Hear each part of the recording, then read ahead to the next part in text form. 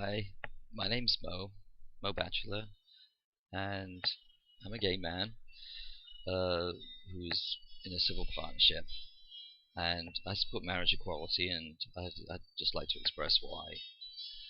Um, I've been with my husband for 7 years, and we've been in a civil partnership for 6 years now, and well, this is the man that I love and that I'm spending my life with, and I call him my husband, but well, legally it's not true, in fact. He's my civil partner. Nevertheless, everyone knows that he's my husband, and we have a lot of rights as civil partners, but legally he's not my husband, and that seems quite strange to me, really. Now, you hear a lot of things from people basically saying, well, you have pretty much the same rights as being a civil partner as somebody who's married. So why do you care about this? Why would you want marriage? Well, here's why. If civil partnership is really the same as marriage, then we can call it marriage, basically. On the other hand, if civil partnership is really no less than marriage, then all those married couples will surely be happy to have civil partnerships instead, and not even have that right to refer to each other as husband or wife. I kind of doubt that, though. Culturally, really, we know that it's not the same. We know that it's not equal, and that really, it affects us here, and it will affect the next generation. It will affect gay and lesbian children growing up, just as we were affected by the complete denial of any kind of recognized partnership rights. But they will still be affected by seeing that, well,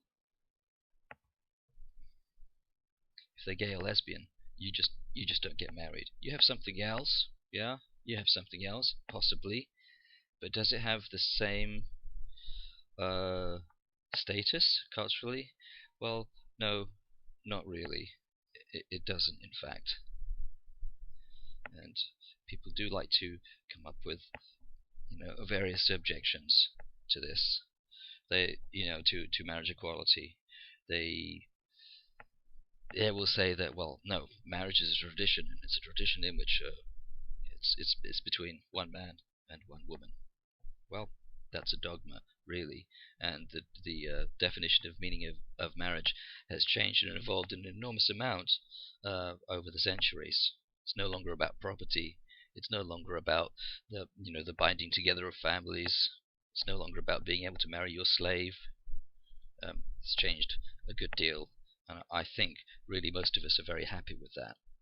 So, immutable tradition is no argument against marriage equality, because immutable tradition has never been the case with marriage, in fact. Another thing that people say is that, well, marriage, it's really primarily for the procreation of children, for bringing up children, and for basically bearing children.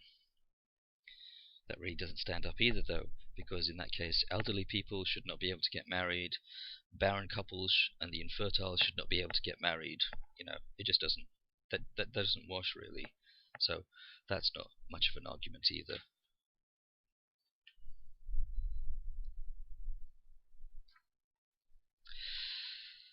Now, I even remember when we had our civil partnership, but when we went to arrange it, and we spoke to one registrar there was a big sign on the wall at the time. This was back in 2006, and the sign basically said, marriage is only between one man and one woman in this country, which is I mean, I don't know, it just seemed like an odd statement to have, put there. I mean, why? you know, to reassure people. I'm not sure. But the thing is that we actually had a fantastic registrar for our, our civil partnership. At the end of it, she said words to the effect that though we could not legally be termed married, that the actual moral reality of our commitment could not be denied. In other words, we couldn't legally be called married, but morally we were, which was, under the circumstances, uh, a wonderful pronouncement to make and a wonderful affirmation of a reality. Yeah. But as the years go on, you have to ask, well, are we married or not? And what does it mean that the only way you can marry part of the population is to also have them not married at the same time? That's that's rather strange, really. And the fact is, everyone we know, everyone who actually understands this and is sympathetic to LGBT rights, they all know we're married. They all treat us as married. It's really only the people who have some sort of an opposition to those rights and an opposition to our life that really are so determined to actually step up and basically say, oh no, you're not married. And that's quite telling, really, because, well, the people who are for equality, they they accept that we're married, even though in law we're not. The people who don't accept it, the people who don't accept LGBT equality, they're the people who will jump on that law and say, no, you're not married. It says here. And I think that shows that, the legislation as it stands has, some considerable fault lines in it. Culturally, it certainly does, because to have this distinction, to have this division between marriage and civil partnership, well, when it doesn't make sense, and two, it can be used for, to just back up inequality, to back up discrimination, and to back up prejudice. And that's quite clearly a fault. It is important, though, I think, to actually realize that marriage equality is not about gay marriage. It's about marriage irrespective of gender, which I think is an important distinction. It's about the fact that when two people love each other and are committed to each other and want to make their life together with each other, the genders of those people are really not relevant. It's nobody's business. That's not the important thing.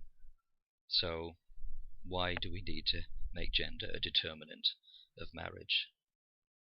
And this does have repercussions for people. I mean, for instance, those individuals which are transitioning between genders in terms of their official status, because they are transitioning to what they experience as their real gender.